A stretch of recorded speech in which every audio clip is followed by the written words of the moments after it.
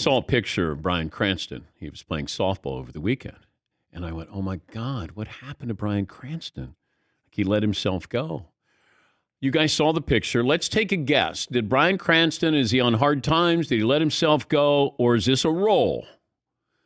Todd, I'm going to start with you. I gave this some thought, and I put down a frustrated longtime college professor slowly going insane, realizing he's been wasting his time. Today's students simply don't want to learn anything new. They just want their degree and a six-figure job expected to be waiting for them as soon as they graduate. No, you gave this a lot of thought. Seton O'Connor. I gave it much less thought, and it's much more superficial. Okay. I think he's it's like a post-retirement David Letterman biopic. Oh, he's going to play Letterman? Yeah, post-retirement, when he grew the beard out. All right. Marv? I gave it little thought, too. I was going to say Mark David Chapman, current day, and kind of talk about what went into the John Lennon murder. Damn. Paulie? Even less thought. Unabomber 2. Okay. Let's bring in Bryan Cranston, the great actor who joins us now. How would you describe your look there, Bryan? DP, I'd probably describe it as an old lion being eaten by jackals. Okay. Thanks for all those Unabomber and David Letterman things. I am doing a show. I'm doing a show. Actually, I'm in really good shape. I dropped a lot of weight. I'm now at 169 for my 5'11" height, and my nutritionist says I'm still gaining in muscle. So hey, at 66, man, I can't argue with that. Okay, so what's the role you're playing? I can't tell you that. It's a little bit of a secret. Is this the Better Call Saul appearance? No. Have you already shot that? Yeah, we already shot that. Oh, okay. Aaron Paul and I were whisked away in the darkness of night, truly, flown in secretly, Really? Got into an SUV, driven to an Airbnb, and told we can't leave. He had the upper unit, I had the bottom unit, and it was like, that's it. We stayed there for 4 days, with the exception of sneaking off to the stage to shoot our scene. Why the secrecy? Well, because I guess they just didn't want it to get out. You want it to be nice surprises. Then all of a sudden, we heard the executive producers just saying, "Yeah, they're going to be in this." It's like, I guess we can let this out now. So. What role do you play in the role that you'll play in this cameo? Like, are you allowed to say to Vince Gilligan, "What about this"? I play the role of Walter White in the. No. But the input of being Walter. You know what I'm talking about, Dan. I know what you're talking about. No, with someone like Vince Gilligan or Peter Gould, who co-EP Better Call Saul. You just have complete trust in them. You just say, where do you want me to go? I'll show up whenever you want, and they protect the characters and the storyline so well that you don't have to ask those questions. Just do what they ask. How hard is it to get back into that character? It was a little interesting, but once, it's like if you sitting behind that microphone with all your action figures and play dolls there, you sit back there and all of a sudden you go, oh, I know this. I know where I am.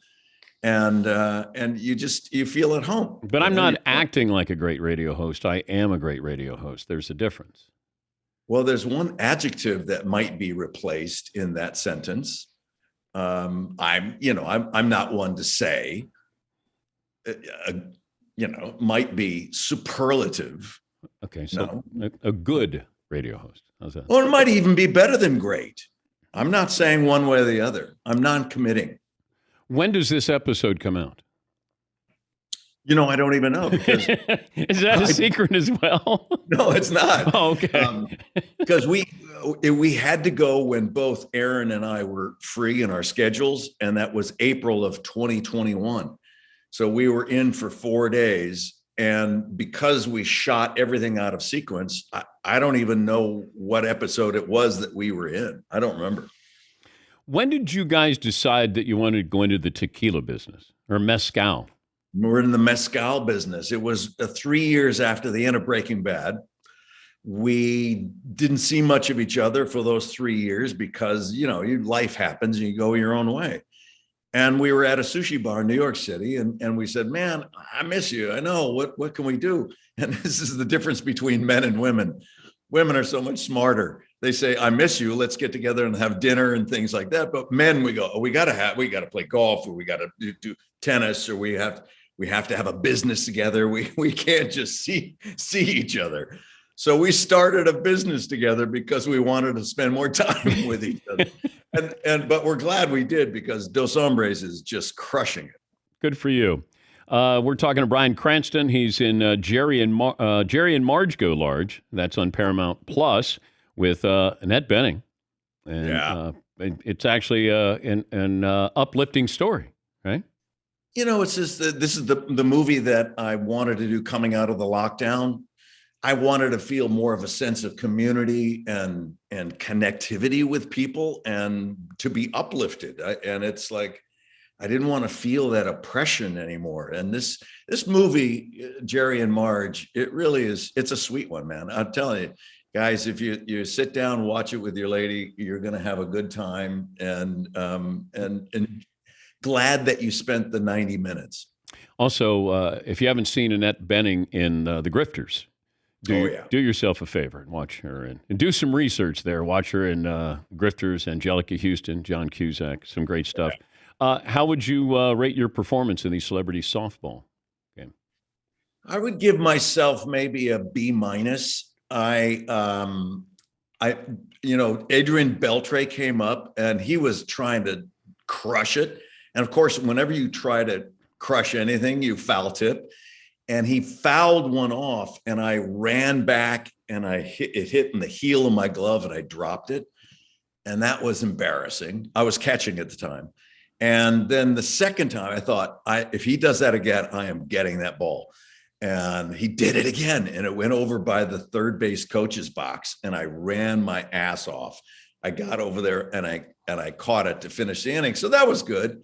I also caught a fly ball in left field. I got one base hit, fielder's choice. And then at the end, last inning, we're down by 2 runs, and the umpire, the ball comes in. I lean back a little bit because it would have grazed my chest had I not. I lean back, drops down, and he calls it a strike, which gave me the perfect opportunity to go bananas on the guy. It's like I said, I did a little Billy Martin and Earl Weaver job on him. I dusted him with some of Dodger Stadium's finest, and then threw a bucket of bubble gum at him. And, it's like, and then J.K. Simmons came in and tried to get me to calm down a little bit. But I even had people then say, man, you were really mad. And I go, really? That's what you thought? Wow. Okay.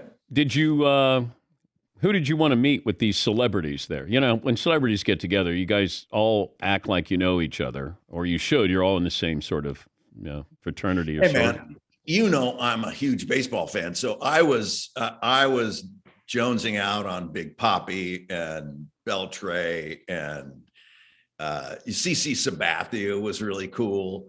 And the guys I played with, Sean Green and Andre Ethier, former Dodgers, they were great. They were great.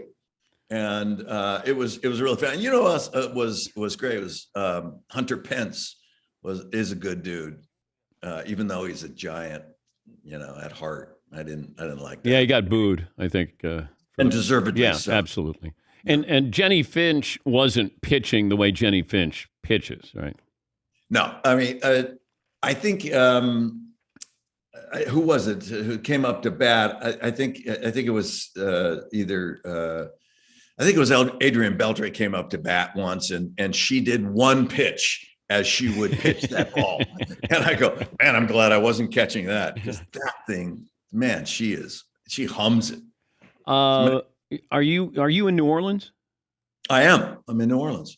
And the last time I spoke to you when you were in New Orleans, you were doing a series. Yeah.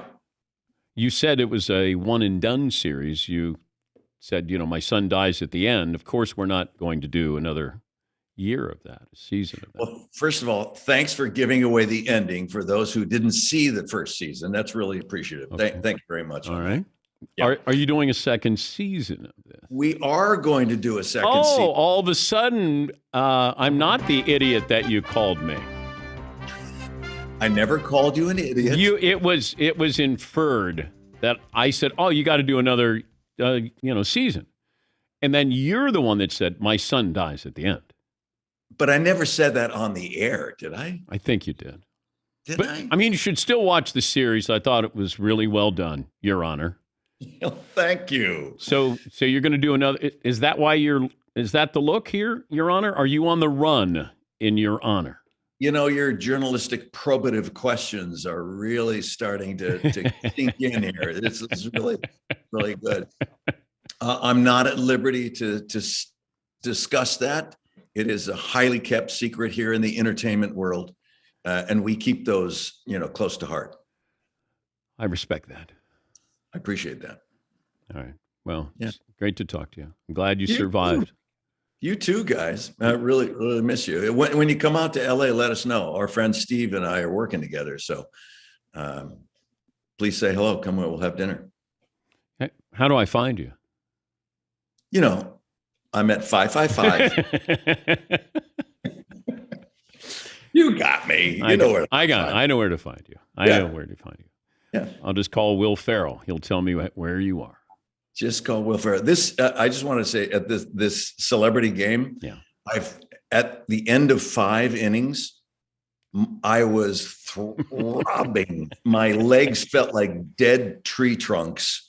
I have a contusion. Oh, wow! Look at that. I have a laceration and a hematoma, and I got hit in the chest in batting practice by Anthony Ramos. I mean, it's like I was getting lazy and throwing the ball and just saying, how am I going to pitch tonight? Like then throwing some spins and things. And he connected with a line drive from about 25 feet away and wham, right in my upper chest. I have a big bruise up here. It's nasty business. Take off your shirt. Let me see it. I'm not going to take off my shirt. Okay. I know you want to see me with my shirt. I know that. I've seen you in your underwear. Yeah, see, it's just what America wants. I can't always give it to you. I have to be a little circumspect. All right. Great to talk to you. Stay in touch. You too, man. Good luck, and I hope things are turning around for you. Thank you, Bryan.